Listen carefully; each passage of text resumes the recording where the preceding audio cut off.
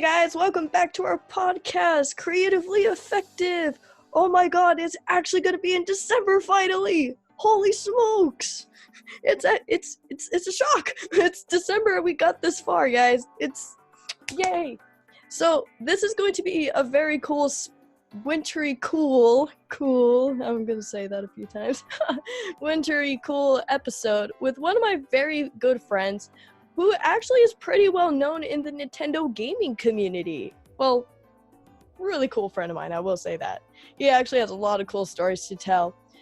Welcome, my friend Yoshiller. Hi. Hello, humans. I'm Yoshiller. I guess I am kind of known in the YouTube community that is Nintendo fans. I'm not as popular as I once was, but I get around. I know people. Yes, I will say such things. I mean, a lot of people in the Nintendo community actually know who you are. You are pretty well known, especially with your infamous Yoshi hat, especially when we see you walking around E3. It's like, oh, we know who that is. Well, I'm flattered. Thank you for having me on your show. For sure, my friend. So, first fun question. How did you come up with your username? Sure. So, back in the day before I was making YouTube videos, I was playing Paper Mario: The Thousand-Year Door. And there's a part in the game where you get a Yoshi as your partner, and you have to name this Yoshi. And at the time, I was trying to come up with nicknames, and I wanted to come up with something that wasn't super common or cliche. When I was a kid, I loved making up characters, and I'd make up garbled words because I wanted to make sure they were words that nobody else used. This was my character. It couldn't be confused for anyone else. So I wanted to come up with something unique that kind of sounded like a regular word. So the name, I thought of something that made Yoshi sound tough. And one of the names that came to mind was Killer. But I was like, no, I don't want to call him Killer. That's boring and violent, and I could do better than that. Kill Yoshiller. Yoshiller. That sounds cool. It's going to be called Yoshiller. So that's what I called the Yoshi. But at the time, I could only fit one L because of the character limit in the game. Yeah. And then going forward, when I needed to make a username for a website or for my YouTube channel, the name I defaulted to was Yoshiller because I figured that was a name I came up with. That was a name that nobody else at the time had used, and therefore that was my own original username that couldn't be confused with anybody else. And definitely it stands out. Like, I have never met anybody with that kind of username before. That's how unique it is. Well, for better or for worse, when the more popular you become on social media, the more people try to steal your name on other accounts. So there are fake Yoshillers out there, but I don't He's think the real deal, guys. He's the real deal. That's why my Twitter has to be real Yoshiller and not just Yoshiller, because someone took Yoshiller before I went to Twitter. Someone took Yoshiller before I got Mario Maker 2, so I had to put a semicolon at the end of my name. So that happens, which I guess is flattering that, oh, someone wants to be me. How nice. Yoshiller is my username, and as far as I know, there was nobody else online called Yoshiller before I started using the username. Very nice. That's actually a pretty cool origin story. I'm not gonna lie, that is a really cool one. Well, thank you. What is a typical busy day like for you, recording, playing, editing? What's a typical day like? For sure. So the days that I experience now are different than when I was really putting all of my time and effort into YouTube. So in today's day and age, I edit for another YouTube channel called The Completionist. And cool. That's what most of my day is. That is my job. I get up in the morning. I do my morning routine. I make my bed. I brush my teeth. I drive to the office that we have, and I work here all day. I arrive at roughly 10 a.m. and I leave close to 6 p.m. Usually, sometimes nights go long because we have a strict schedule. So if a video needs to be done by Wednesday at noon, then we're going to get video done Wednesday by noon. So my typical day is once I get to the office, I will pretty much edit all day. Sometimes we'll have a meeting. Sometimes I need help setting up a set. Sometimes I need to help with a graphical asset for some other video that someone's making. Sometimes I have to get footage for a game myself. But more often than not, I come in, I edit a video. I usually have snacks on my desk, so I eat those. I'm a big cookie guy. People in the office poke fun at me for that. Sometimes they because they know I like him so much. And then I'll grab lunch, I'll edit some more, and then I'll go home. And any free time I have after that is when I work on my own stuff. So more often than not, I spend 5 days a week editing for The Completionist, and then the remaining 2 days a week is the time I have for myself. That's And a lot. yeah, it means I don't have as much time to work on my own stuff as I used to, which is kind of fine because it kind of subconsciously makes me want to work on my own stuff more now that I have less time to do it. I don't know if it makes my videos better because I'm like trying to get stuff done more quickly, but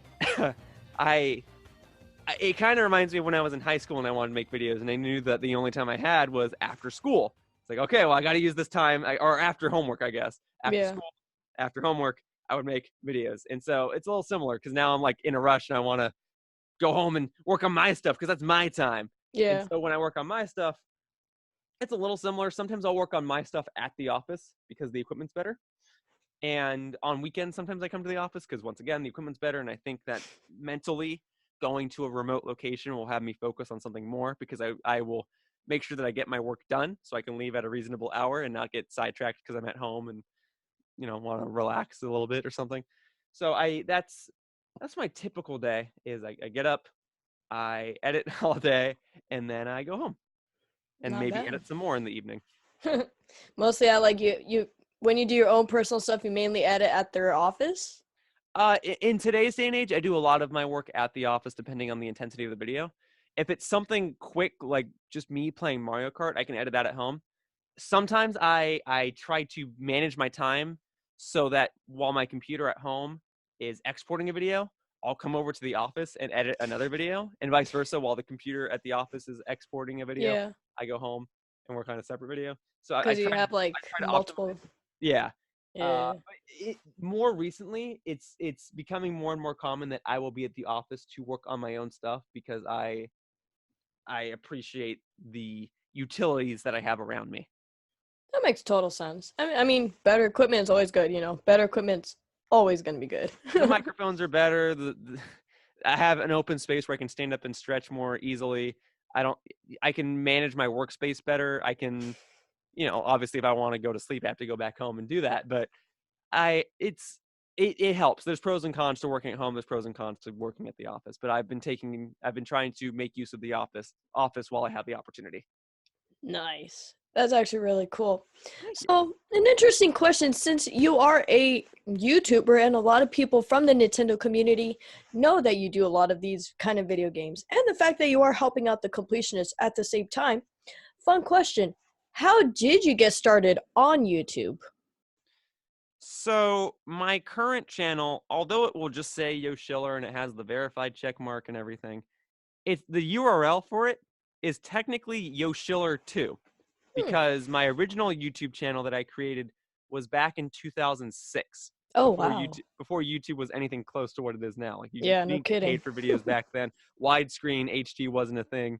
It really was a website for like sharing your videos with your family and close Pretty friends and stuff like much. that.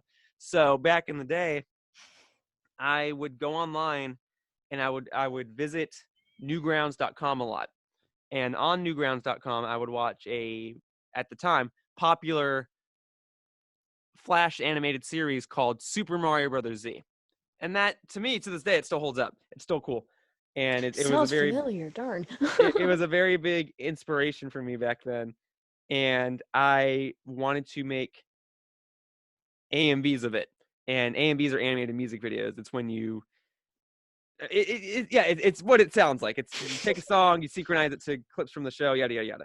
So I made a lot of that for Super Mario Bros. Z because it was easy to download footage of this fan show, and it was generally easy to get the songs that I wanted to use for these videos. So I and a bunch of other people in this Super Mario Bros. Z community would just make these music videos. That's just what people did at the time. A lot of people would do it with anime. A lot of people would do it with the cutscenes from a video game. I did it with Super Mario Bros. Z. And at the time, I was using Windows Movie Maker, and I believe I was seen as one of the better AMV makers because I synchronized my clips to beats and percussion sounds from the song rather than just Nice. playing out entire cutscenes and putting a song over it. I would actually like try to beat match it, I guess. Like I Yeah, don't know what else you'd call it. that is the So best way to put it. that got me a bit of a following, but eventually I transitioned to recording gameplay videos. But when I did that, the following that I had, most of them went with me. So I was able to start doing that type of stuff with people that were already interested in my videos. So I made Yoshiller 2. I closed my original Yoshiller account, so there, even if you use the Wayback Machine, I don't think you'll find much. My original Yoshiller account was what you think a 10-year-old's YouTube account would look like, just random clips, these AMVs that people liked, but then like random clips of a bunch of other stuff in terrible video and audio quality. So I 10-year-old life. Yeah. Well, so I wanted to step away from that, and I wanted to make a channel that was gameplay focused. So I did delete everything, and maybe it wasn't the wisest decision. Maybe it would have been cool to see it as a time capsule. I don't know. I was 10. Who cares? So I made Yoshiller 2, and the rest is history. Wow, that is actually still impressive, knowing that you started back in like 2006, and then you see today, it's like, whoa, what a time difference, you know? Oh yeah, the stuff I make now is not even close to what I was making back then. Although I've done music video-esque things in recent times, if you want to count that. Ooh, we'll definitely have to explore more about that eventually. For sure, I'll be around. Yay! So, going along with how you got started, what compelled you to become a YouTuber doing Let's Plays of various video games? So when I was first watching YouTube videos, I usually used YouTube as a way to look up how to beat levels in games or stuff that I got stuck on. Otherwise, before YouTube, your main option to see how to beat a game was to either have the strategy guide, which I often didn't have, or you'd go to a website such as Game FAQs and you'd look up a text guide that hopefully someone wrote. And the text guides were fine, and they generally still are fine. The problem with that, though, is you need something a little more visual, and sometimes some of these people don't have great grammar, so you don't always understand what they're trying to say. And I would then go to YouTube. But the problem was, a lot of the people on YouTube, back in the years of 2007, 2008, didn't have a great way of recording gameplay.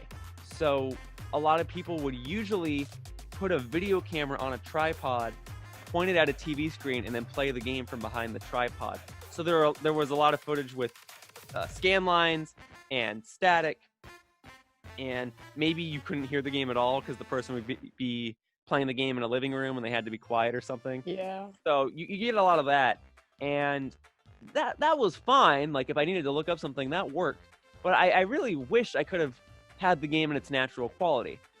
And while a couple people did that, it was far and few. So I had a video camera that I got for a birthday or something, and I eventually got a cable that allowed me to connect my recording, my setup to my video camera. And my setup was a TV that plugged into a VHS, and the VHS acted as my splitter, and this cable would connect into the VHS and then into my video camera. So I didn't have to do anything to the TV. I just had to plug in this cable to my VHS, and whatever was on my TV would also go into the video camera. And the video camera would record it directly to an SD card. So I didn't have to hook up my computer or anything either. It was great. I'd have to convert the files from the SD card once I put it on my computer. But other than that, it was a very convenient way for me to be able to record games. And I decided that's what I want to do. I want to record games because nobody else is doing it. I want to, I guess in my mind, I was thinking of a public service. But the truth of the matter was, I was like, this is so cool. I just want to record whatever now. Yeah. I'm going to record Sonic Adventure 2. I'm going to record Super Smash Bros. Brawl. I'm going to record all this stuff because I have access to it now. Oh, cool. I'm doing the stuff that other people couldn't do. I think that was my mindset at the time. And that's how I started recording gameplay footage. And a lot of my earlier videos on my channel will be gameplay footage, but there's no commentary. So what got me into doing commentary was when I first started recording these games, I would record the entire game, and that would be called a walkthrough. And I would submit my walkthroughs to what was at the time the biggest walkthrough website that you'd find on the internet. It might still technically be the biggest walkthrough website. I haven't checked it in a while. Probably. But the website was called GameAnyone.com. And it was great. If you wanted to look up a video guide for a game, this was the place to go. So that's where I went because I wanted to contribute my guides. And they, if I recall correctly, they enjoyed having me over there because I recorded Nintendo games and I recorded more modern Nintendo games because usually people couldn't really record consoles too well. So those that did have access to consoles would usually record Xbox stuff. So they were like, hey, it's cool to have a Nintendo guy. So I think the first walkthroughs I recorded for them were Sonic Adventure 2 and then like Sonic Unleashed. Oh, wow. And as I recorded for them more and more, they had ranks on their website. And you could get your videos promoted to the front page frequently. And if you got a certain rank, all your videos would be backed up and you could, like your name would glow and whatever you think would be cool for a website back in the day. Like, Yeah. I want that. I want the glowing name. So you could be a regular member or you could be what was called a director. And the directors were people whose names would glow a different color. Their videos would almost constantly be promoted to the front of the page. And you pretty much had mod access. Like you could comment on old threads or old videos or stuff. You could like organize your playlists on this website differently than other creators, stuff like that. Oh, wow. So I was like, I want that. And they said, well, in order to become a director, you need to either have videos that are in higher quality. So we're talking like HD. It shouldn't look blurry. It shouldn't look like a converted file from a video camera. It should look like how it would display Directly on from the game, yeah. Yeah. Which at the time I wasn't in the know of how to do something like that. So that was out. The other option was to be a good and funny commentator. And they had some great commentators on that website. And they were funny, and I would say they inspired me. And so I said, okay, I'll try that route. I'll try being a good commentator. At the start, I was not a good commentator. I had a 10-year-old voice, and I barely knew how to talk, and I thought yelling was funny. So that was me. And although they accepted the walkthrough, or the walkthroughs that I did with commentary, that was the type of stuff that would not get promoted to the front page.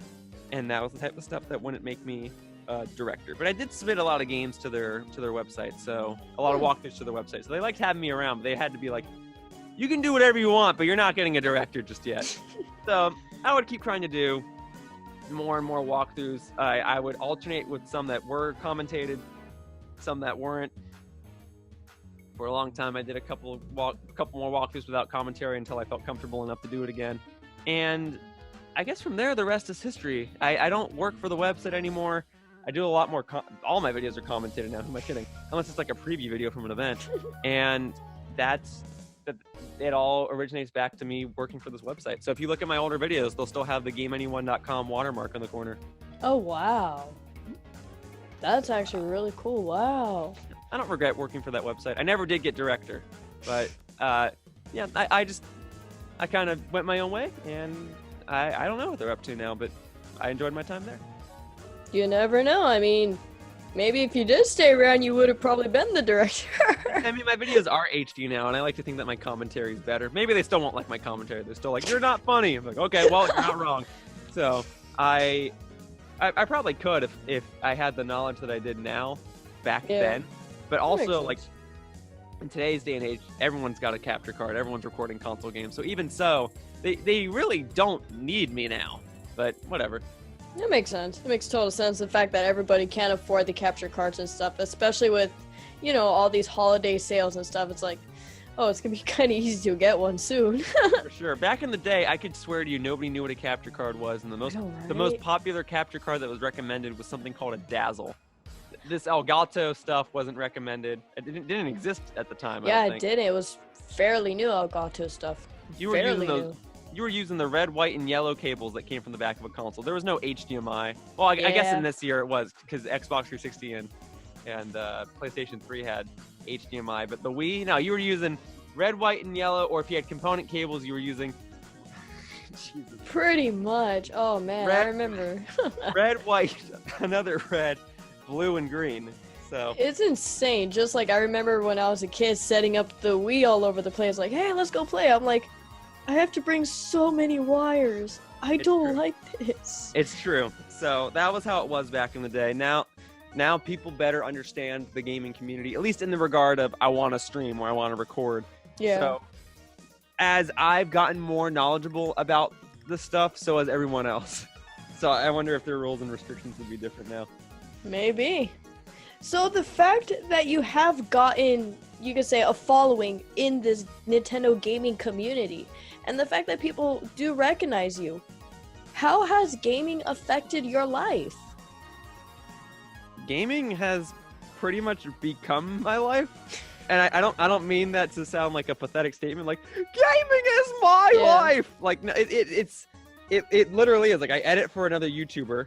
I go to events. I'm wearing a Mario Kart sweatshirt right now that the folks at home can't see, but like this was sent to me by Nintendo and a design company. Like this sweatshirt I did not buy. This was a gift for me working with these companies.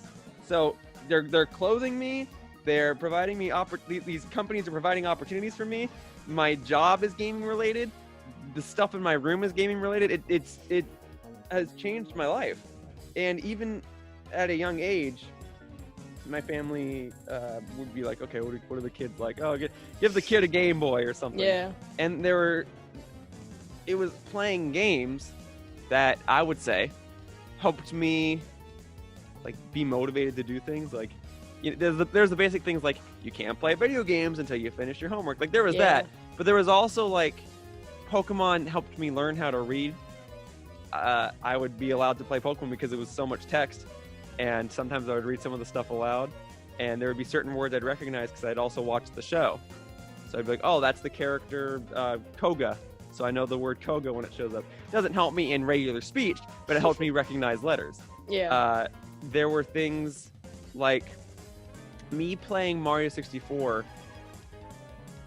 was probably one of the best things that could have ever happened, because not only did it inspire me to one day want to make video games, but the overall idea that there might be an end goal, but I can get to the end goal however I want, was something I appreciated as a child, but appreciate even more now, because I feel like I feel like that's something I needed to understand when I was a kid, that there's not always one correct way to do things. Like the way I might want to do something might not be the way that my mom wants me to do it, might not be the way that my teacher wants me to do it, or on the flip side, maybe there's something I could do in a way that I wanted to do it that would be better than the ways that someone else wanted me to do it. So there's stuff like that.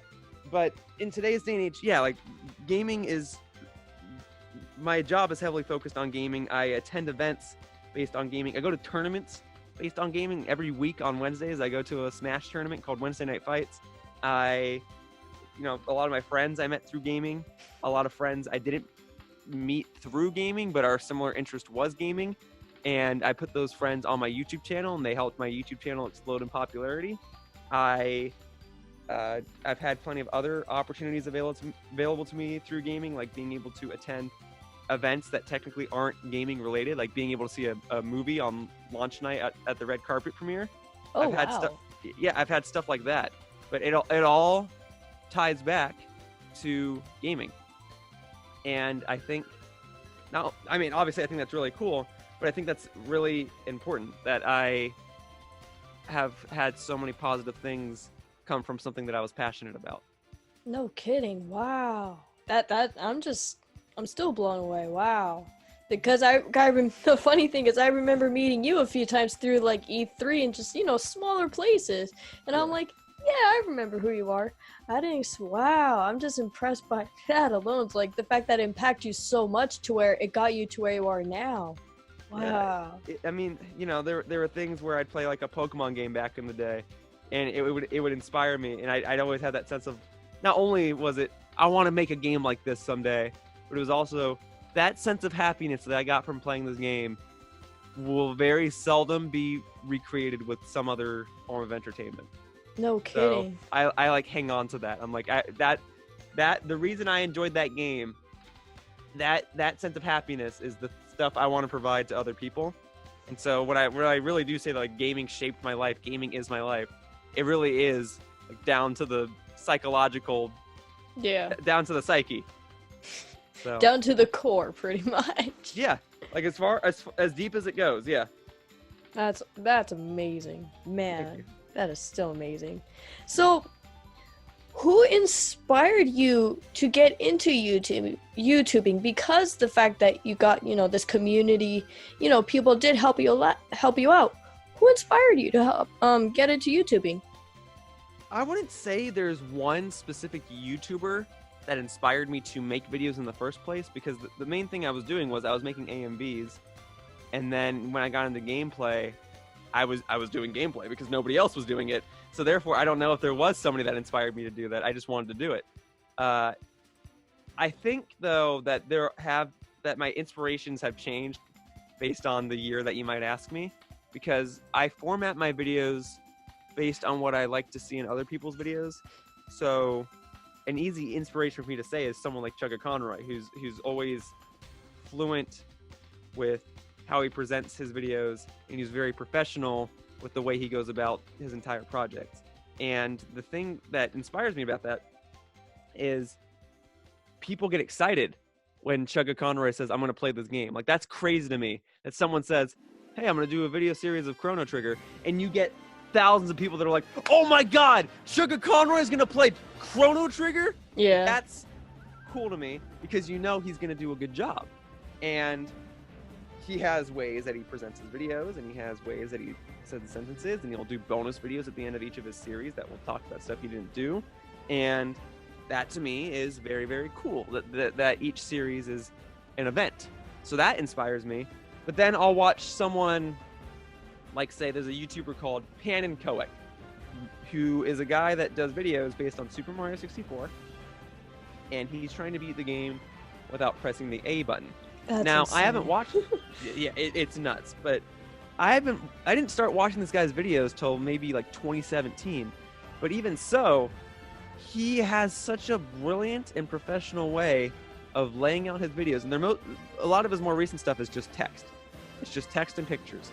But he has such a professional way of explaining everything so that it makes sense, and so that people can follow along, and he documents everything. And it's so well done that when I try to do a more analytical type video, I take a few keynotes from him. There are things like Nintendo Directs, where I like their formatting, I like their pacing, I like the words that they choose, that I take inspiration from when I try to do my own content. There are YouTubers who I'd say I'd watch, and I'd probably take an influence from them. Like, I wouldn't go and say that Game Grumps are my favorite YouTubers, but I thoroughly enjoy their content, and there were editing things that they would do in their videos that I thought were funny and implemented into my own videos. There were people like Maryland, who back in the day I'd watch his content a lot, and he, in hindsight, his Let's Plays were very standard, and yet he wasn't over dramatic. He wasn't he didn't scream or shout or anything. He wasn't like monotone or anything either. He had a very optimistic personality, but he simply just played the games. Mellow. He was a very mellow YouTuber. Yeah. So I also used his website all the time too. So his content was a huge influence to me. Then there are probably other YouTubers I can't think of at the top of my head, but there's a lot of me watching another YouTuber, me saying, I like that idea, and then me incorporating it somehow into my own videos.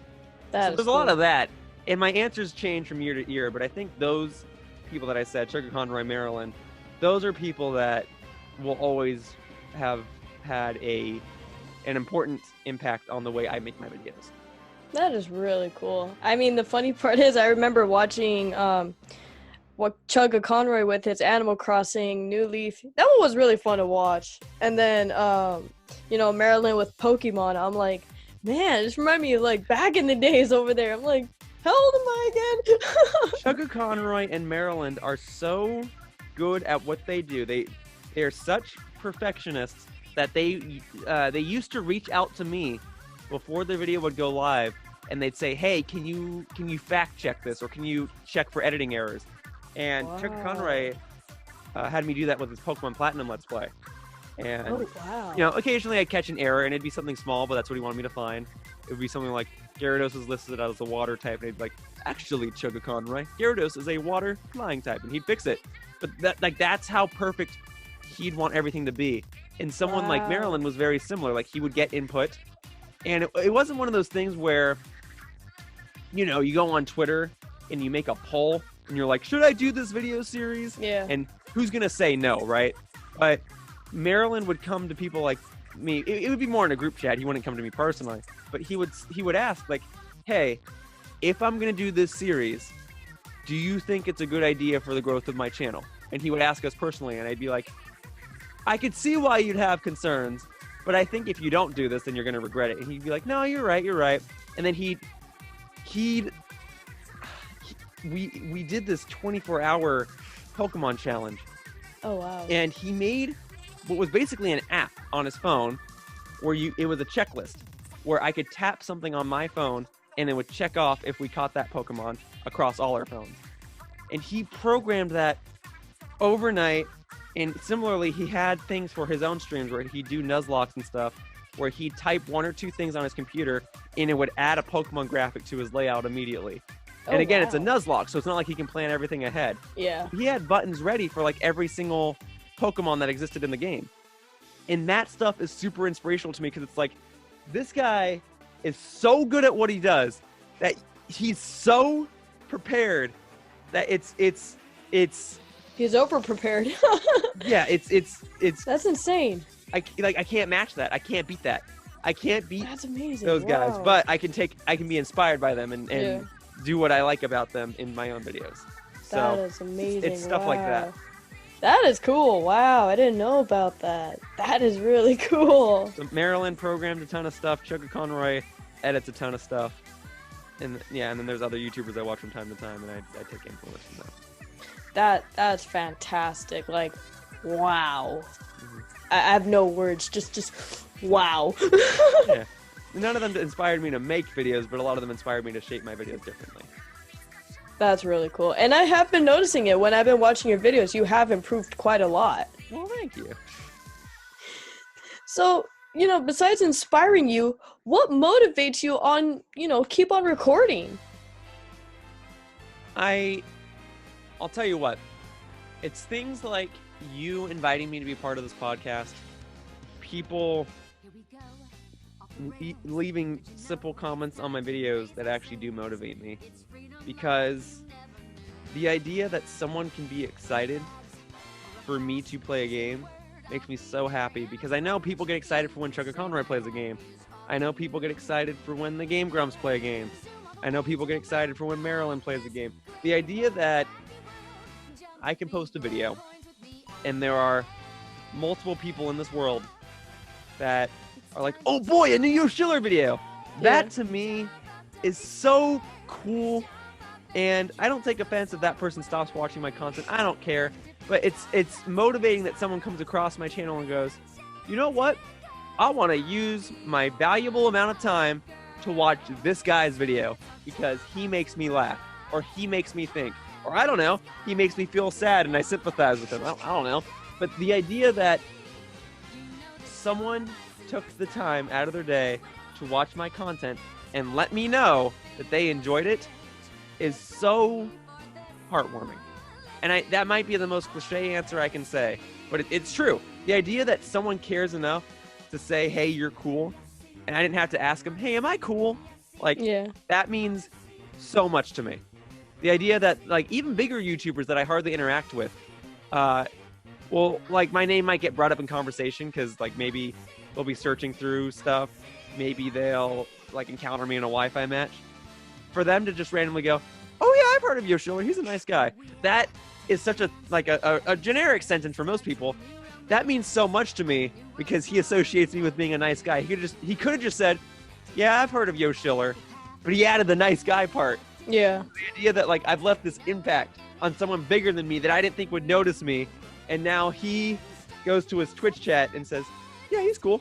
Like, that means so much that, like, I don't know, that my name is out there, that people associate positive vibes with me, that I could go into the Twitch chat myself and type like a regular Twitch streamer, and the chat will go, oh my god, Yoshiller's here! And I'm like, I'm flattered, thank you. I'm just watching the stream, this isn't my stream. And then the streamer will go, oh snap, Yoshiller's here. Hey Yoshiller, how's it going? And I don't know. I like the attention, I'm not gonna lie. It feels great. But knowing that people do care about me and what I do is probably the best feeling in the world. That is really cool. It's always good when people are positive. Like, you know, positive vibe always, it's the greatest feeling ever. Oh, like, for sure. I like to think that I try to create a positive community. And you do. You truly do. Thank you. So, you know, besides, you know, motivating you to keep on recording, there's a lot of people that are having a bit of a tough time, you know, trying to do Let's Plays or even editing or just, you know, getting out there. What advice would you give to someone pursuing what you are doing as both a YouTuber and an editor? So the problem now more than ever is so many people are doing Let's Plays.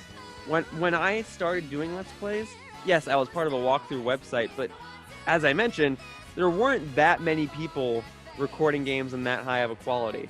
So that was my advantage, was I was one of the few people that was doing it.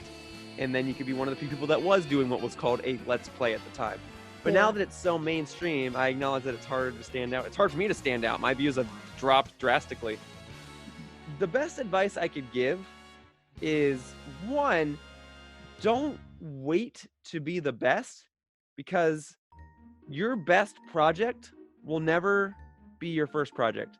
You can think it's your best, but the mindset that you'll never improve after your first project is a very closed-minded idea to me, because obviously it's easy for me to say there's always room for improvement, but after you've failed a couple of times, you'll really start to better understand and better appreciate what you do. So the example I like to use is, like, if you're making a movie, maybe don't make your dream movie first.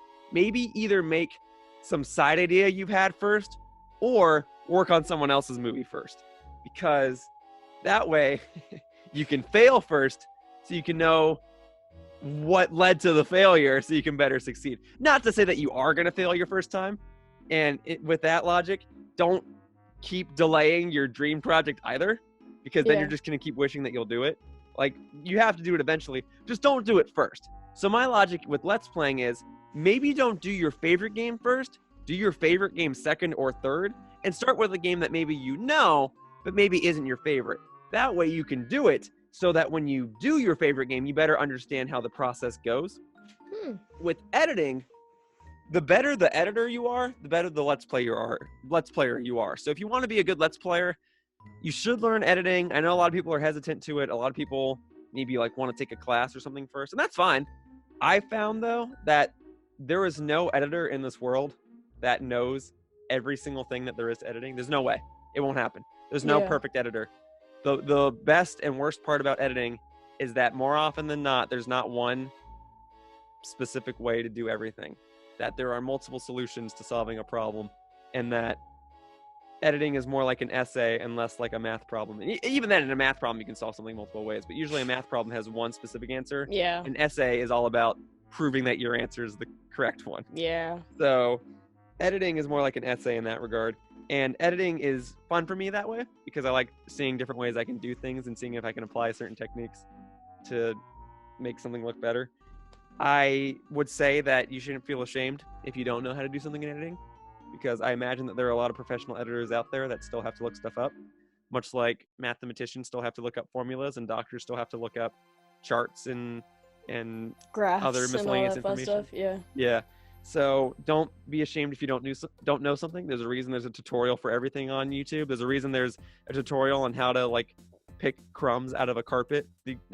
Don't feel ashamed, because if someone had to make that video, then you're not the only person who had questions about it. Yeah. So I know some people do feel shame in asking questions because they feel like they don't understand something, but I'm here to tell you that editing in particular, it's okay if you don't understand something, because programs that I use, like Adobe Premiere, are complex. There's a lot of windows and a lot of movable buttons.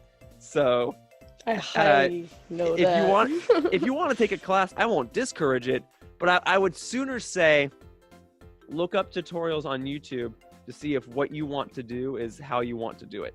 Yeah. So those are my two big pieces of advice. Don't do your dream project first, but don't delay it inevitably, and don't worry if you don't know how to do something. Makes sense. Like, funny enough, piggybacking a little bit about the second one, Yeah. don't be afraid to ask questions. Everybody has a question and an answer for everything. Just ask. It's not a bad question. It's not a good question. Just ask the question while you still have it. Because you never know when that question will disappear. And to the point where you will forget something very valuable. For sure. And look, like that's why Google is one of the most it is the most popular website in the world. It's a search engine. What does a search engine do? It answers questions. Like exactly. That like don't worry about it. Don't, like I said, if you had to look it up and a video exists, it means other people had to look it up too. So exactly. Don't even Funny worry. enough about Google, the next question I have is, what is the best resources that helped you along the way when you're learning all these programs and stuff? Oh, for sure, because I am mostly self-taught. Yeah, Google and YouTube. Yeah. I used to edit in one editing program. I used to edit in Sony Vegas, and then I switched to Adobe Premiere because the Adobe Suite is more industry standard. And in using Sony Vegas, I understood editing concepts and what it's like to lay out a timeline and synchronize audio and stuff like that, apply filters and whatnot. But I had to learn the general layout of Adobe Premiere, so I'd look up a tutorial. So stuff like that, super useful. In terms of like wanting to get the best equipment before you start recording, I don't think you need the best equipment before you start. But if you're looking into resources, like I'd still refer you to YouTube to look up tutorials on how to record stuff anyway. So if this is more of an equipment question, I'm afraid I don't have the best answer. Yeah. Get something you know you can use, and you can always upgrade later. Exactly. Like, I totally agree with that statement. Like, from an artist perspective, because, I like sitting and drawing. Everybody's saying, oh, you need to get, like, the most expensive equipment. I'm like, I'm shaking my head so much. I'm like, if you have a pencil from, like, the H2 pencil that you get from school and, like, a lined paper, that's all you need, guys. For sure. Yeah. And then just grow along the way. Yeah, I'd say Google and YouTube have been my best resource. There's a reason people say Google is your friend, because Google won't judge you for what you search unless you, I don't know, you ask it to judge you. You probably can, but yeah. Isn't that Siri's job to ask you questions like that, to make, judge you, saying, oh, Siri, can you judge me? And then it starts talking, and it's like, oh, geez. Oh, I mean, you ask questions to Siri, the way it judges you is, I don't know, what's that controversy where, like, it catalogs the information? Oh, yeah, that's right. Yeah, that's right. I guess that's how it judges you. I don't know. That's a conversation for another time.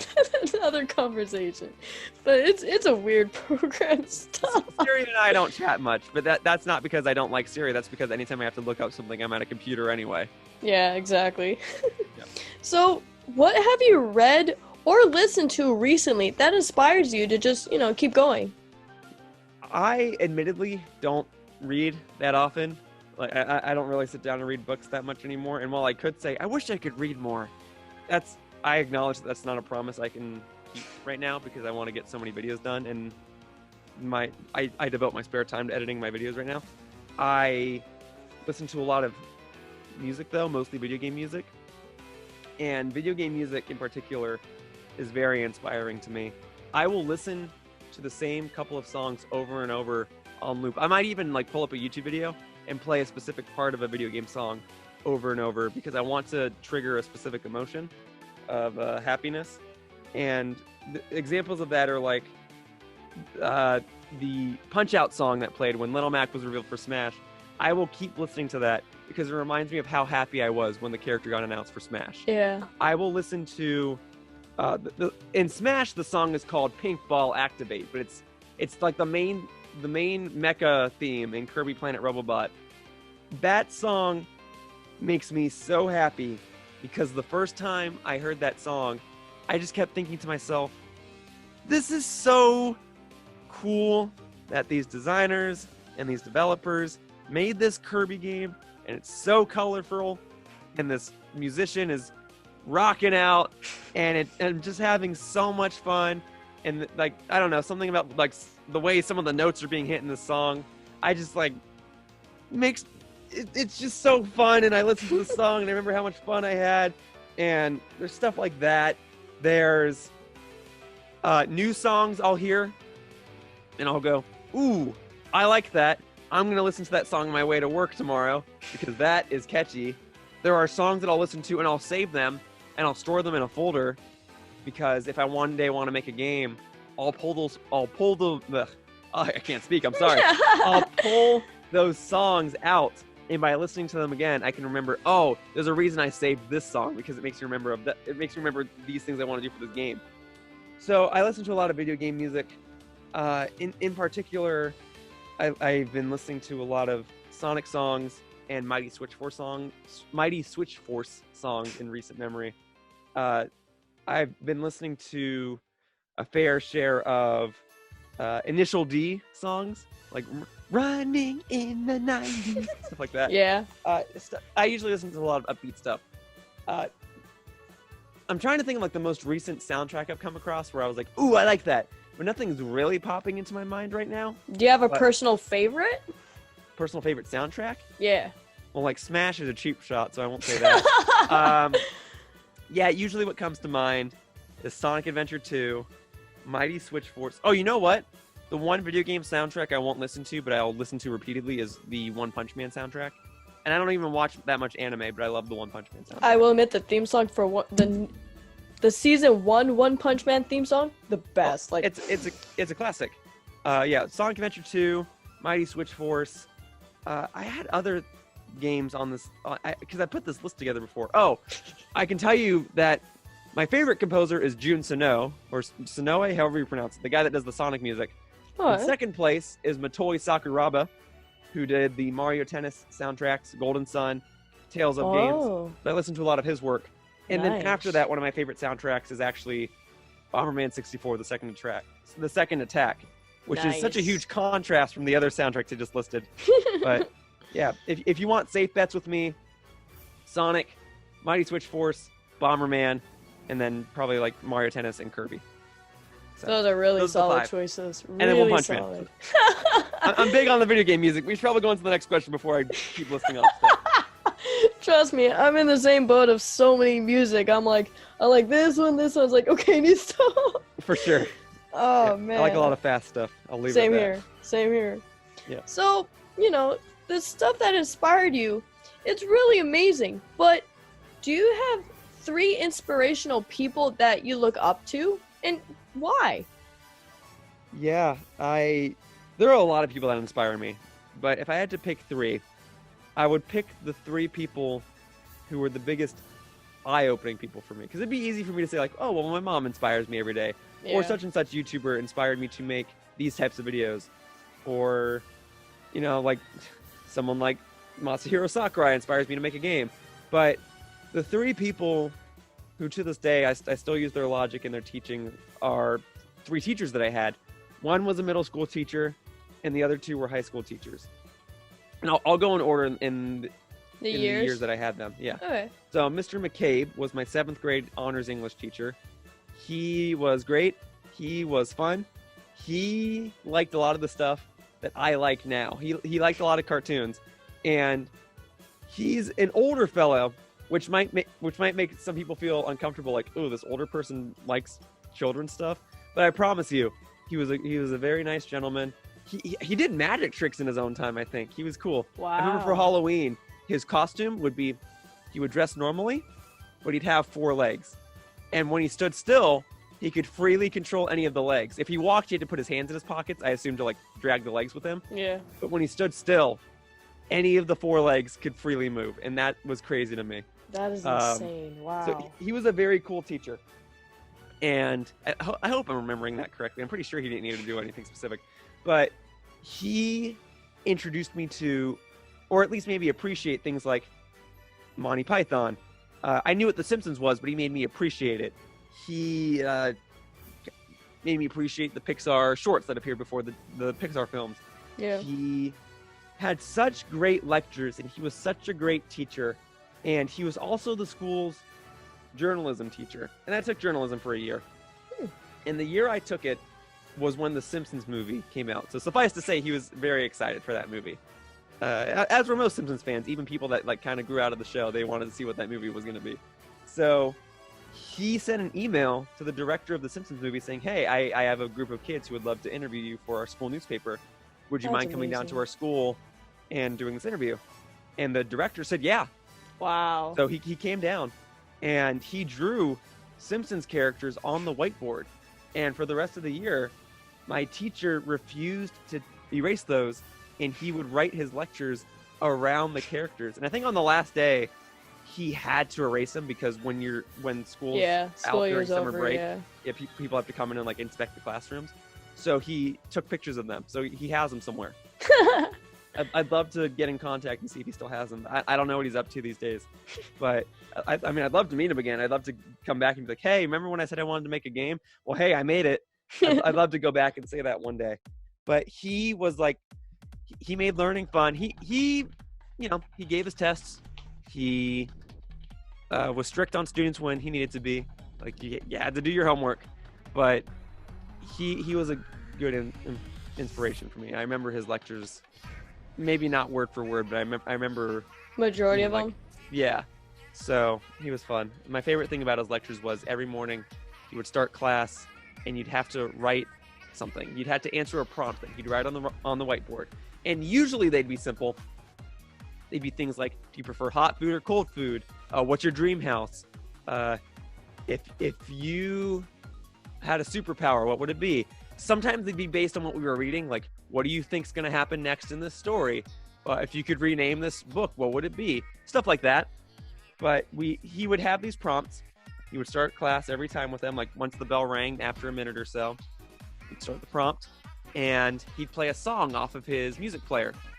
And when the song ended, that's when you had to drop your pencils, and then he'd ask one or two students to share their answers. I believe he chose every student at random every time. Oh, wow. I think I don't remember if this was this teacher.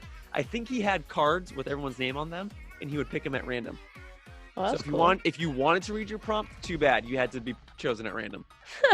So he was an unbiased teacher, and he was very good at what he did. And I remember one of the songs he played was the Kyle's Mom is a B-I-T-C-H song from South Park.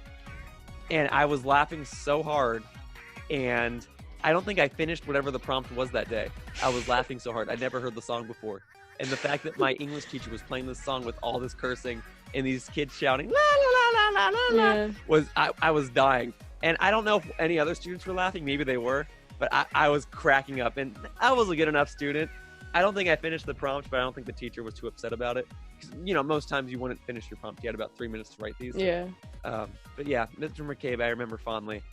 I respect him a lot. If I had the opportunity, I'd love to go back and take a picture with him. But that's really cool. So that's inspiration number one. The next, again, another. All three of these are going to be English teachers. No disrespect to my math teachers. I love Mr. Lee and Miss Setti. But my next teacher was Miss Zwick. And he was the teacher who, a lot of students think like, life's going to be great. I'm going to go through school. I'm going to go through college. I'm going to get my dream job, and I'm going to make $1 billion a year, and it's going to be great. And, eventually someone has to come along, and it's not that the person has to say that won't happen, but the person has to say, oh, you want that, do you? Well, I'm going to make sure you earn it. Yeah.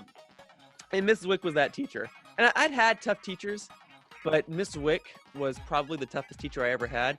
She was infamous in the school.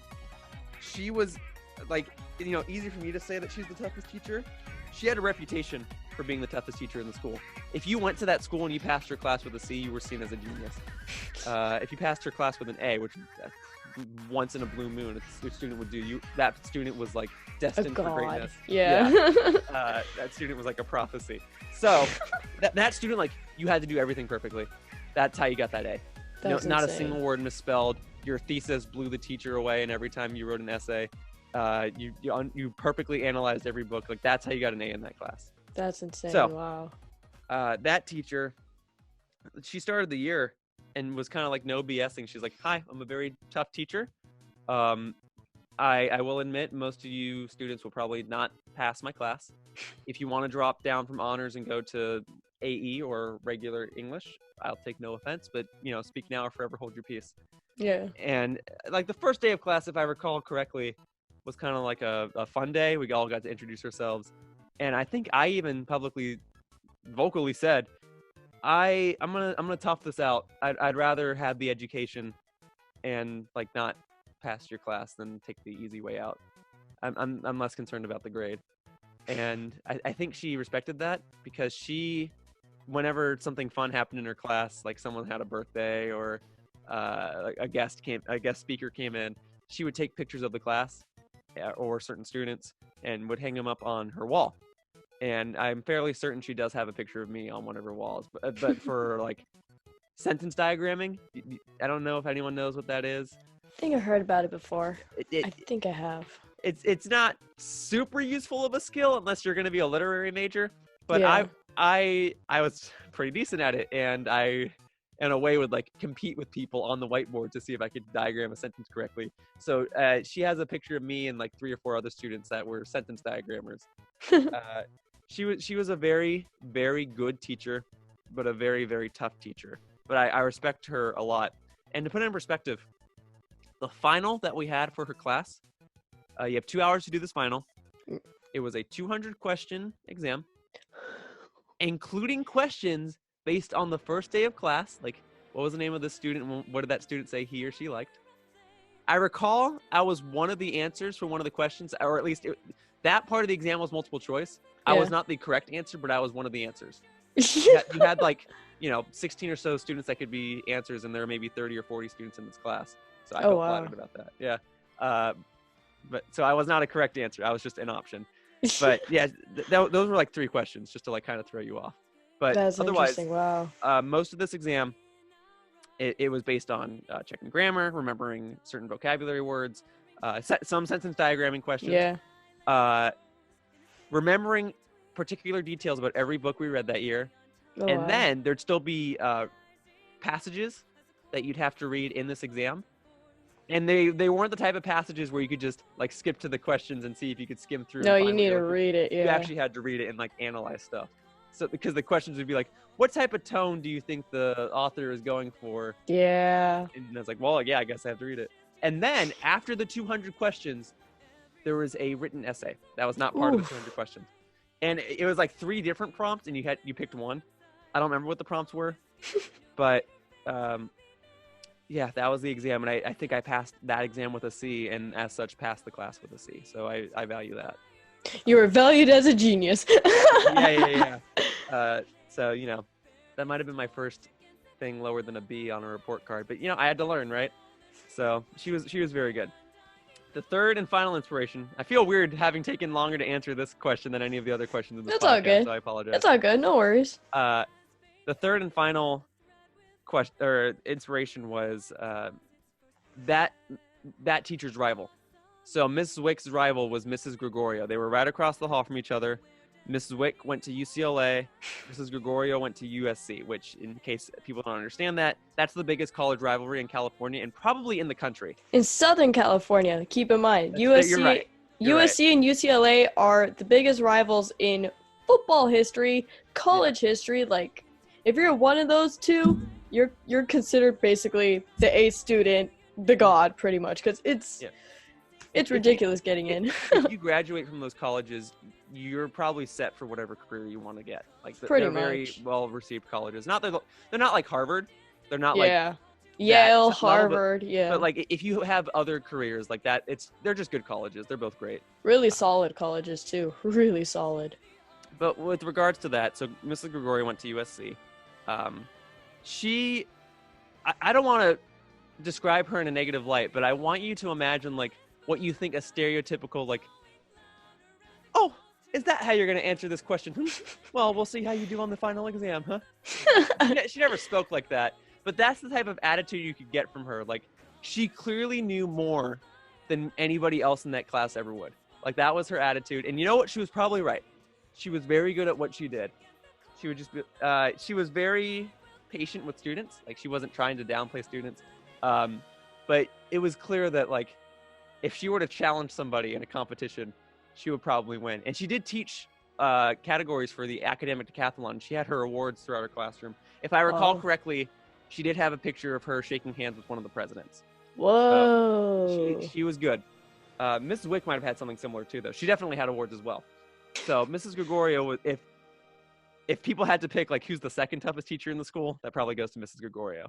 Wow. And although she and Zwick were rivals, they were frenemies too. Like they'd agree on a lot of things, like how should we teach the English curriculum this year, that type of thing. So I had Gregorio for 11th and 12th grade. I had her for honors English literature. I had her for honors American literature. Oh, wow.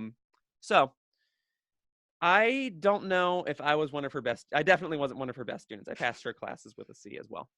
But I maybe am stroking my ego a bit. I might have been one of her favorite students.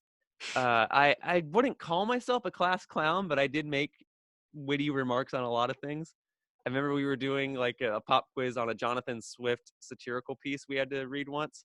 And I said, oh boy, I hope this quiz goes swiftly. Oh, God. We'd be Oh, like, God. Bradley, everybody. He'll be here all week because he's one of my students. Stuff like that. The pun. The pun is real. Yeah, there was stuff like that. There was Mrs. Gregorio did not do extra credit very often. But on Halloween, you could get a little bit of extra credit if you dressed up as a literary character. Okay. Didn't have to be from a work we read in the class. You just had to be a popular literary character or a literary author. I think you could like extend it a bit. So if you wanted to dress up, if you wanted to dress up like Shakespeare, you could. I think a couple students did that. Some people had some fun over the top costumes. I didn't. I went as Gatsby from The Great Gatsby. If any of you don't know what that book is, go read it. It's actually a really, really fantastic book. Yeah, I don't enjoy reading most books, guys, but I did enjoy The Great Gatsby. It's actually a pretty easy read too. Okay, so I dressed up as Gatsby, which I figured was simple enough. I think that year was the year The Great Gatsby film came out. Oh, the one with Leonardo DiCaprio, yeah. Yeah, so I tried to look like that. I gelled my hair to the side. I put on like a nice dress shirt, and I just went in. Now you also had to like act like the character, and I figured, well, Gatsby doesn't. If I recall correctly, he doesn't really have any memorable quotes or like catchphrases or anything like that. He gets depressed, but like I don't know how I'm gonna like pretend to do that. So what you do is you'd go to the front of the class and you'd say, oh, I'm such and such character. Maybe you do an accent. Maybe you do like certain gestures. I don't know. So finally it gets to me. I go, hi, I'm Gatsby from The Great Gatsby. Here's my Gatsby impersonation. Spoilers! Gatsby dies. Yeah, I pretended to be dead. I lied down on the floor. God. And my teacher, I think my teacher didn't laugh very often. I think she did laugh at that, and she was like, Bradley, please sit back down. I think honestly, like I said, whoever reads the book, I think they're gonna find that humor really funny and really dark, but it fits too well. It fits too well. My other story with her, I have two stories I'm going to share, and this is why she's one of my inspirations. Like, yeah, she's a tough teacher, but like, why her? Yeah. So, every English class every year, you have to write some massive research paper. It's the research paper. Like, that's just what people call it. It's like 10 pages, usually pretty boring to write because you have to write about a specific book or a specific author, but you got to do it. And the teacher will read all of them and grade them all very strictly. And it's an honors class, so yeah, I'm expecting her to grade it strictly because it's a higher level class. So the way this worked, because it was such a major portion of the grade of the class, like if you failed this, you would not get out of this class with anything higher than a C. Yeah. So the way this worked was this took up like 2 weeks of our time, and we all had to write our first rough draft. She had no interest in reading the first rough drafts. What would happen instead is you'd print out 2 or 3 copies of your first rough draft, and they would be exchanged randomly with other students in the class. So she'd collect them all. She'd put them all in manila envelopes, and she'd like distribute them, and then she'd hand them all out to other students in the class. So you didn't know who you were going to read. Who you got, yeah. Yeah, and you didn't know who got yours. So the grading would have to be as fair as possible. It wasn't just like hand it to the person behind you. It was, you're going to get your paper back. You might not know who even read it because you didn't have to say. You just graded it, and then you'd hand them all back, and the teacher would be like, all right, well, this person said this is what you had to write, so I hope your person's correct. Like, nobody has a reason to lie on these things. You just have to trust their judgment. Yeah. So I, get out my red pen, and I'd be making my marks. I'd be like, yeah, you should put a comma here. You should, probably start this quote by saying such and such person claimed that, rather than just starting with the quote. And the more I graded these papers, the more comedic I got. The more I'd be like, how dare you? Do you know what you did by not putting this comma here? You're going to suffer some serious consequences. And I would write all that. I would write all that in red pen on the side margins. And I would just like fill up the paper with this nonsense that didn't mean anything. But I did it. And I don't know why. And as I got to the end of these people's papers, I usually on the last page wouldn't fill up all the way with text. It'd be like a white space at the bottom. Yeah. So I would write, hey, I know I put a lot of red marks in your paper and it might discourage you, but I want you to know I mean this for the best judgment of your grade. If it means much, here are a picture of some cookies. And so I draw here is a picture of some cookies. So I draw like cookies or like a cookie monster or something at the very end. That's amazing. So I did this with everybody's papers or that I had to grade. So there were like 3 or 4 instances of this. I wrote these loud marks in all caps and drew these pictures at the end and just filled these papers with red marks for things that in the grand scheme of things don't matter as much. Yeah. Handed them all back in thinking not much of it. If anything, people will look at these and be like, that's probably Bradley. Yeah. So the following day, I come into class. The teacher's holding all these papers just like in her hand, kind of like gently patting them with the back of her other hand. Like picture like kind of like mob villain, like the kitty in the yeah. So we all sit down, bell rings, moment of silence goes by, and she goes, I don't remember her exact speech, so this is paraphrased, but it goes something like this. Sorry. So she goes, it's not every day that I read these papers and feel some sort of emotion, but one student did manage to make me laugh. Bradley. And she just looks at me and I'm like sliding down in my seat like, oh God. She's like, your comments did manage to make me chuckle. So for that reason, you get to go to the prize box.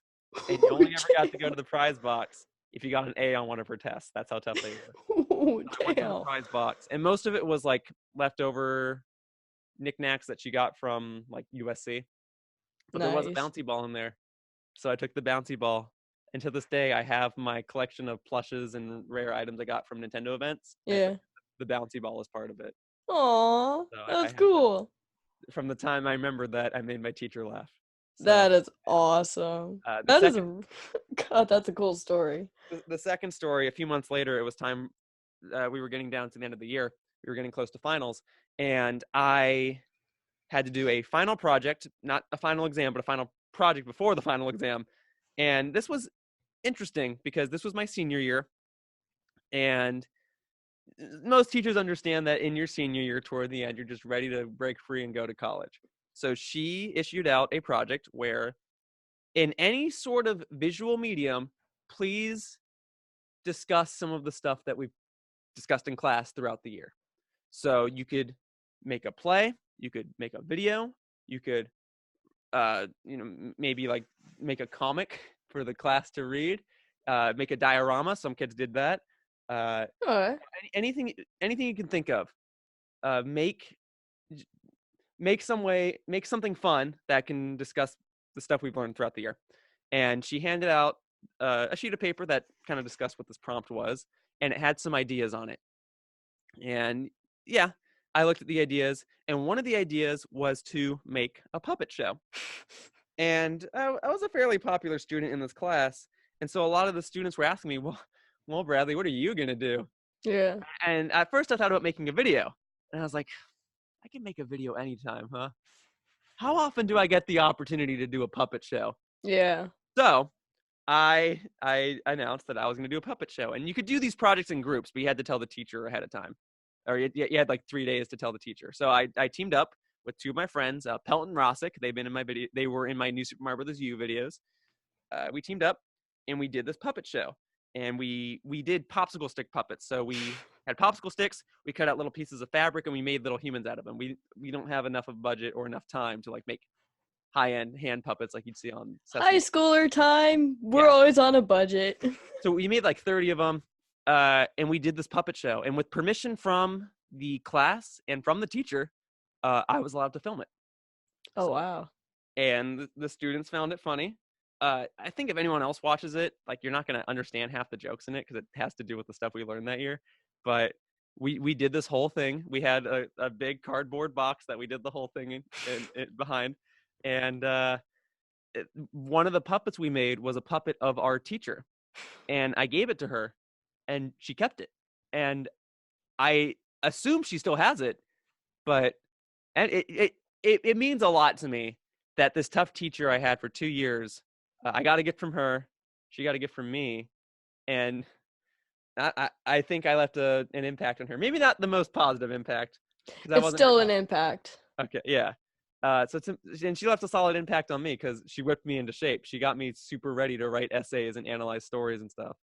And for that reason, Mr. McCabe, Mrs. Wick, and Mrs. Gregorio, I would say, are my 3 biggest inspirations. I loved all my teachers. I don't really have a teacher that I regret having. I was very fortunate in that regard. But those are the 3 that I would say would be the most inspirational. That's just fantastic. I'm just sitting here like, man, that is just fantastic stories, honestly. Like, really fantastic. I know that was my longest answer so far, and I No, apologize. trust me. But No, trust me. I love stories. Like, I'm glad. I hope I'm everyone else listening enjoyed. I'm a person that loves to listen to stories. Even half of my friends, they're like, "What do you do for a living?" I'm like, "I'm a storyteller, but I like listening to stories more." And they're like, "Why?" I'm like, "'Cause they're inspirational and they're cool." Yeah, I was a goofy kid in school, but it helped me enjoy some of the classes better. And And like I said, my teacher made it a big deal that I made her laugh that I got to keep a bouncy ball, so that's why that is pretty cool. And the fact you still have it till this day with all your cool other little gizmos and stuff, it's like that's really touching. That's really cool. I still have it. Yeah, it's just sitting on my drawer at home. That's fantastic. And the funny question, I think this might actually go along with your little stories that you said. Did these teachers help you out become a better YouTuber? Indirectly, I'd say they did. I wouldn't say that their lectures directly influenced how I'd make my videos, but I realized in conversation, I never really went to high school and said, "Oh yeah, did you know I'm a YouTuber? I don't need this class." It was Yeah. never anything like that. It was just, "Hey Bradley, so what do you do after school?" And it's like, "Oh, I make YouTube videos." Like that's kind of how it came to be. People would ask me, and I'd explain what it was, and I'd say, "Yeah, those ads that play before a YouTube video? That's how I make my money." And then they'd ask, "How much do you make?" And I'm like, I don't Yeah, really all like the fun talking about that. questions, yeah. Basically, people would then ask, "Which of your videos should I watch?" And I'd say, "Oh, I don't know. I don't really have an easy way for you to just get into my videos, do I?" And that's what led to the creation of what I call Whatever Wednesday, where to this day I still make Whatever Wednesday videos. That started in high school. The whole point of Whatever Wednesday is to literally do whatever type of video I want. And that, to me, is a good entry or a point of entry for people to get to watching my videos. So I started making those videos because if people wanted to say, "Which of your videos should I watch?" I can be like, "One of these." You could watch New Super Mario Bros. U Part 17, or you can watch this other video that requires no prior context. Huh. That's how that started. And to this day, I do Whatever Wednesday videos. I've done over 130 of them because of that concept. Wow. I think my teachers made me into a better person. I think they helped me write video essays better. I'm still self-conscious about certain words that I choose and certain words that I write. And there are things like I know the difference between who and whom because of that. There we go. Yeah, I know that certain words have more of an impact than others, and that's why they're more commonly used. But Wow. I don't think that one of my teachers ever said, Yoshiller, or Bradley, you should make your videos more like this. Like that was never a thing. That's amazing. That is still really cool. I'm just still blown away. Wow. So, this, we're going from a little bit, too serious and just amazement. Let's have a little bit of fun with some interesting questions more about some particular video game that you just mentioned a while ago about some tournament. I don't know, Smash Brothers. I do compete in Super Smash Brothers tournaments these days, yeah. So, who's your favorite character in Super Smash Brothers Ultimate, and why? My favorite character that exists, or my favorite character to play? Both. Okay. Well, just playing as them, I cycle between Yoshi, Ice Climbers, Little Mac, and Banjo. Of those, Yoshi and Little Mac are the ones that I play just because they are so fun. I do so many stupid things with them. They're so funny. I'll compete with them. I'll lose. I generally won't care. If I lose to another Little Mac player in particular, I will usually laugh. Uh, they are just so fun. I don't care how good or bad people say these characters are. I just enjoy the way they move, the way they're animated, the impact of each hit that they land. They feel so good. In terms of like historical, in terms of history to these games and how happy I am that each character is in there, I don't think any character is ever going to have a bigger impact than Sonic. And even more so, Sonic was actually announced on my birthday. So Yeah, that's right. Sonic was a big deal. That's right. So that resonates with me. I do remember getting up early and checking the dojo every day. And the day Sonic was announced, I was so happy because I got up and like, you know, my family said happy birthday and whatever, and they made me, while they were making me breakfast, I pulled up the dojo and I was just like, oh my god. Usually to these characters, my reaction is usually to myself. I don't squeal, I don't scream. But Yeah. to that, I like, even at school all day, I was so giddy. I was like, I can't believe this is real. And Yeah. I got excited when Little Mac got announced. I got excited when Mega Man got announced. But very few things have made me squeal, and Sonic made me squeal. Also, that was 2007, so Yeah, no kidding. I was Yeah. much younger than when Little Mac got announced. But I just think that is the character I'm happiest is in the game, even if I don't play him. Fair enough. Fair enough. I mean, I'm remembering now back in the day when even Sonic was announced, or when you saw him for the first time against Taboo, the villain, you're like, what? Is that who I think it is? Yeah, I remember people got mad. They're like, how come Sonic just showed up with no context? And I'm like, because he was added in at the last minute. Now shut up and enjoy your cutscene. Pretty much, exactly. Just enjoy the cutscene because no one's gonna see that. Next thing you know, you see freaking Smash Ultimate and you see Banjo, you see all these other characters, and it's like, who would have thought this crossover would be that big of a deal? Yeah, I know Banjo means a lot to people, probably more than Sonic, to be honest. Oh, easily, yeah. Because I actually have seen like people cry because Banjo got announced, and I imagine Sonic might have been similar had it been done in a live stream format and had people been recording their reactions at the time. Just going onto the website and seeing a picture of Sonic at the top of the page was really cool. Don't get me wrong. You know, we live in a different day and age now where like people really do take this stuff more seriously. Oh, no kidding, dude. But Sonic was one of those times where it's like, oh, they did this just to make the fans happy. Like, yeah, obviously they want to make a cool game, but they really like changed their whole production schedule just to be like, wouldn't it be cool though? What if moments, like what if Sonic and Mario were actually in the same game? It's like, oh, that is possible. So they're doing a lot of that now. That's kind of what Smash Ultimate is. Like, yeah, but wouldn't it be cool if Joker from Persona 5 was in the game? Yeah, but wouldn't it be cool if instead of just one Dragon Quest hero, it was 4 of them? Wouldn't it be cool if we put Banjo in the game and said, oh, but if you want to play Banjo, you have to buy an Xbox? Like, that. Yeah. That's so cool to me. That is it's cool. It's insane. But and I know Snake was the trendsetter. Yeah, he was. Snake was the trendsetter, and that was cool. I didn't know much about Metal Gear Solid before he got announced, so the impact didn't mean as much to me. Same. I understand the legacy, just in terms of impact. Just tiny bit, yeah. Yeah. In terms of like what it means to me personally, Sonic was the big one. Sonic was like, they did that for people like me, and that's really cool.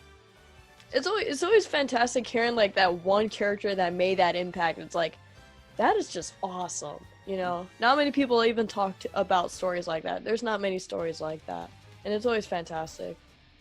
But otherwise, the other character that made me happy that got added is Little Mac. Like, yeah, obviously it's monumental that Cloud got added.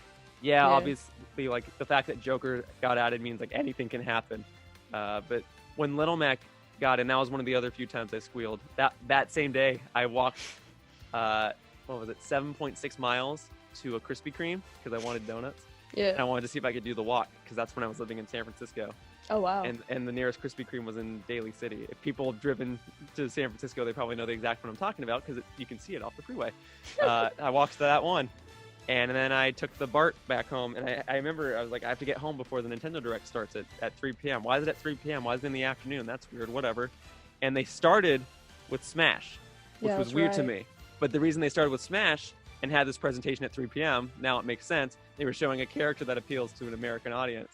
And I remember, like, the second Little Mac's trailer started, and like showed his shadow, and I like sat up in my chair. I was It's like, like, no freaking what? Yeah, yeah, because it was it was the day before Valentine's Day, that's so everyone thought it was going to right. be a character related to Valentine's Day. So I was thinking like, Donkey Kong Country Tropical Freeze is coming out. Maybe it's like Dixie Kong. Yeah, Maybe it's like another popular girl character. Maybe it's like a duo character. Maybe it's like Puzzle and Minun or something like that. Whatever yeah, else was rumored at the time. But then I that's saw right. Little Mac and I was like, no freaking way with this. And then when they showed the first clip of gameplay of him jumping into the boxing ring and they play the orchestral music, I had like, I think I like said to myself, like got like shook in my chair and was like, I knew it. I knew Yeah, that was a punch out stage. And that, again, if I'm watching stuff by myself, that's like the only time I've ever been audible about watching a presentation. And I like my roommates were still sleeping because sleepy. they Yeah, sleep until 3 p.m. And I remember like I was trying not to wake them up too. So I was like, I told people it'd be a punch out stage. I knew it. yeah. And that orchestral music meant so much to me that, like I said, to this day, I'll still listen to it. It's a really It's good one. hmm And so I listened to that because I can remember how excited I was about this character. And it's inspirational to me because it's this idea that this character went from being an assist trophy, and then this one game company, Next Level Games, comes along and reimagines Punch Out, and they do such a good job with it that now Little Mac is He relevant again finally and gets to be a became, yeah. full-fledged character. That a company can reimagine a game so well that you re-spark interest in this character that previously not as many people cared about. I mean, And heck, even Isabel was in the same boat. Isabel yeah, was an assist assist trophy. She trophy. Yeah, became it. Yeah, she became the became an face of actual Animal fighter. Crossing. Yeah, Yeah, so that to me is like that's again, that's so cool. They did this it whole is. thing. They put this Nintendo Direct in the afternoon just to cater to this American audience. Just again for people like me who care about this one game that it sold well, but it's not like Nintendo's highest selling game of all It's not time. the best game of the year kind of Yeah, thing, but it this was it was worthy. this was the Smash team being like, yeah, it would be cool to put Little Mac in this game. I wonder what the negotiation is. And Next Level Games is like, oh, we'd love to put Little Mac in this game. Go ahead. And then they threw him in, and they got this high end orchestra composer, and she's like, yeah, I'll do a Punch Out song. I don't see why not. And she did such a good job with it. She did a fantastic one. Kumi Tanioka is so good, man. I'm glad they picked her. She did a Ah, fantastic job. Like even till this day, I have that song stuck in my head right now. I'm like, she did a fantastic job. so good. Yeah, she knows how to like command an orchestra. You get it. So to play Yoshi, Little Mac, that character that I'm glad exists in Smash, Sonic and Little Mac. Really good choices. Really solid choices too. Man, now I have that song stuck in my head. It's so It's a good. really good song too. Man. But so, you have your favorite characters, and of course everybody has a favorite game. What is your favorite game that you have or are currently recording on your YouTube channel, and why? So my all-time favorite games, it's a tie for kind of different reasons. It's Super Mario 64 and Yoshi's Island. And yes, Yoshi's Island is the reason Yoshi is my favorite video game character. But Super Mario 64 was important in just like me growing up. That was my life as a kid because I didn't know how to get half those stars for most of. I don't want to say most of my life because that's not true. But for a few years of my life, I didn't know how to get certain stars. But that game was cool to me because that game was like, it's okay if you can't do this challenge now. You can come back to it later. And I was Yeah. like, really? I'm not used to games letting me do that. I'm used to games saying like you have to beat this level before you go on to the next one. You have to beat this gym leader before you go on to the next town. You have to beat this boss before you go on to the next part of the game. And while Mario 64 has some parts of that, the Yeah. whole vibe of that game was you can do the game in almost any order you want and do any mission in almost any order you want. And I might be repeating myself here. I'm so glad that that game taught me that because that helped shape my thought process and helped me that helped inspire me to one day make a game. because I would be so happy when I figured something out. Like, I spent a year trying to figure out how to get that star and I finally got it. Or, oh, I figured out this other way to get this star that's so much faster. Yoshi's Island, I grew up with the Game Boy Advance version. I didn't grow up with the Super Nintendo. I was a Nintendo 64 kid. So I Okay. had the Game Boy Advance version. To this day, I have not gotten a 100% on it. I have not perfected all the levels. It's still a little too difficult for me. But that was another game where I could kind of go at my own pace because there was no time limit, and it was such a bright and colorful game. And it was another one of those games where, yeah, you could kind of go about defeating certain enemies and going through certain maze-like levels in just about any order you want, because most of that game, it is a collectathon in the general Yeah. sense, but I didn't collect most stuff. I just went to the end of the level, and even that was sometimes difficult for me. It was just such a fun game. It was a game where I actually did want to be like, I wonder what the next level is going to be. I want to beat this level so I can actually see the next level, and I would feel good when I'd beat a world and you get that mini cutscene of Yoshi blowing up a castle, and the little flag with the egg on it comes up, and you get that dan dan dan dan dan dan jingle, and then you unlock the next world, and you Yeah. get another instrument added to the world theme, and so that by the time you beat the whole game, you You get get like the whole song. this nice grandstanding song playing on the level select, and it just made me feel so good. That is And cool. there's stuff like that. I do recall fighting the final boss and thinking, "Oh man, this music's cool! Whoa, it's like 3D. I have to throw the eggs in the background. That's cool."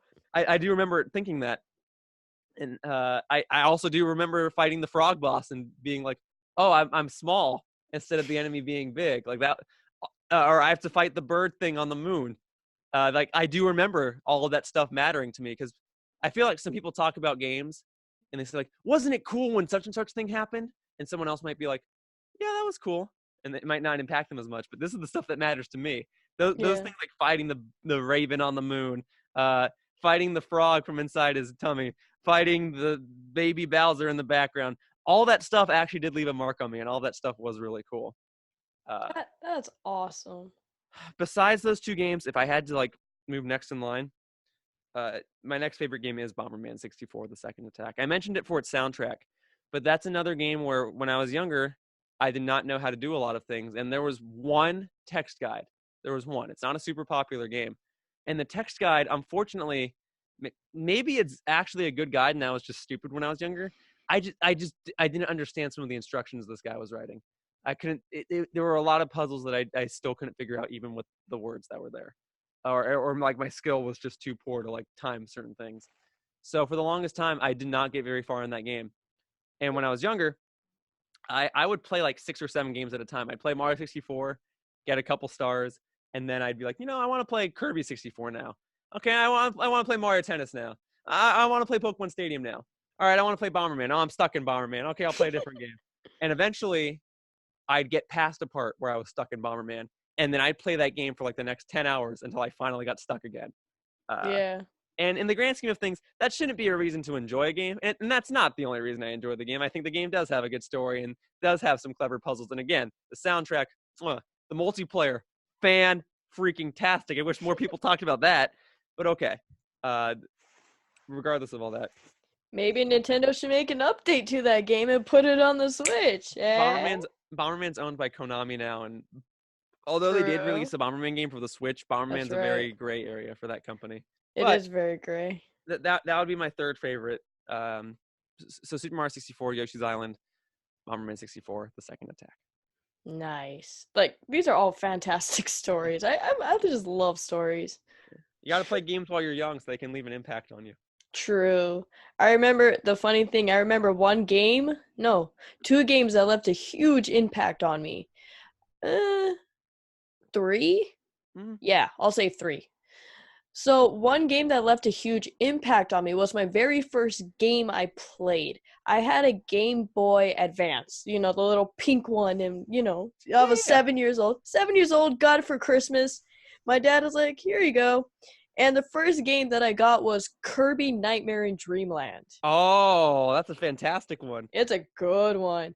And I was playing that game like, oh my god, what is this little pink thing? What is going on? Oh my god, I like the wheelie thing. What's going on? Just playing it like religiously. And the funny thing is, I lost the original copy to the point where I'm like, I have to find a replacement. I have no I choice. have to own it. Yeah, I need So it. I need it back. Exactly. It's I like need my first game. It's like Angelica's Cynthia doll. It's like I need that, please. I need that it was my back. childhood, please. Exactly. Yeah, I credit Kirby and Sonic games for defining my taste in soundtracks for games. Yeah, no kidding. I think the reason I like fast music is because I grew up with those games, and those games have fast soundtracks. So. I think one of the songs from the Kirby Nightmare in Dreamland I remember the most was what is it? I think it was like the orange. Oh, what is it? The orange soda song was like Orange Ocean, something like that. I think something like that. And I'm like, yeah, that song, and I'm like, I remember that. It was so catchy. Yeah, gotcha. Yeah, that song, and I'm like, I remember that, and I'm just sitting here, finding it on YouTube, and I'm like, yes, I love that song. Yeah. And then the other game that left a huge impact on me, surprisingly, I still have the original copy still, was the original Pokemon Sapphire for the Game Boy Advance as well. That was my first Pokemon game. That was a lot of people's first Pokemon game, at least in my age demographic. That's what got a lot of people to buy a Game Boy Advance. Or if you had a Game Boy Advance, like, you had a Pokemon game. It was like from there on, the continuation of Pokemon began. It's like, oh, crud. I remember, and I do remember I was in a moving truck the first time I played that game. I don't remember why we had a moving truck. Yeah. But I remember just finding that funny because you start the game in a moving truck. Yeah, I remember. Yeah, I'm glad to hear that the games you grew up with were Kirby and Pokemon, because obviously it's similar to me, but like it again, and the stories you're telling make me happy because I'm glad to know that those games didn't just spark that happiness in me too. Heck, even the funny thing is whenever I draw, like, my cartoons and characters and all that, the funny thing is a lot of my friends don't realize when I draw some of the Kirby stuff, like, the Kirby reaction, I usually put that in my drawing, so I take a huge influence from the Kirby game. That's how much of an impact that game put onto my artwork. For sure. And it's just insane. I'm like, oh, yeah, I see it now. There it is. For sure. And my final question before this interview comes to a close, where can our listeners find you on, like, social media? Oh, the interview is over. Oh, wow. Okay, I guess I know, right? Oh. We just, like, jumped to the end. Okay, well. I'm sorry. I'm just looking. I'm like, oh, darn. All good things must come to an end, right? Yeah. Well, my name is Yoshiller. My YouTube account is simply called Yoshiller. My Twitter account, however, is called Real Yoshiller. But if you type in Yoshiller, you should find whatever I do. If you type in the guy with the Yoshi hat, hopefully I've tagged things properly, so that'll pull up my account. I wear a Yoshi hat at events, so if you go I'll definitely put your links and stuff in the description down below so that people can find you and stuff. That's where you can find it then. I usually wear a Yoshi hat at events. I go to certain Smash competitions. I wear my Yoshi hat there. So chances are, if you see a tall guy with a Yoshi hat, that's him. Probably me. I know that's pretty much him. One or two other people have started wearing Yoshi hats. Really? I might have to be a bit more descriptive with the adjectives later on. But if you see a tall guy with a Yoshi hat, it's probably me. Let's see. Tall guy, Yoshi hat, and a Link jacket. I do wear the Link hoodie a lot. I have other hoodies that I've been wearing lately. But yeah, the Link hoodie is a common. Slowly becoming the little trend of yours. For sure. But yeah, thank you very much for having me on the show. For sure, my friend. And of course, I'm NintenLady or Christina, same person. And obviously, I'm not wearing my Luigi jacket today because jackets need to be switched out once in a while. I understand that. But you can find me on Instagram under NintenLady. You can find me on my artwork. You can find my YouTube channel, same thing, NintenLady. Same with Twitter. No, Twitter is NintenMadame because someone took my original thought, which makes me same thing. Yep, I get it. I get it. It's not cool. You're talking to the right guy. You should be flattered. It means you're popular. Not yet. Eventually, but soon. But yeah, you can find me under those names, and you can find Mr. Yoshiller under his YouTube and Twitter. I'll put in the link down below. And I hope you guys really did enjoy this interview, because this one was a really fun one to actually listen to stories like this. This is a real fun treat for you guys. Well, thank you very much. It's been a pleasure. Thank you and goodbye. Bye. Humans. Whoosh.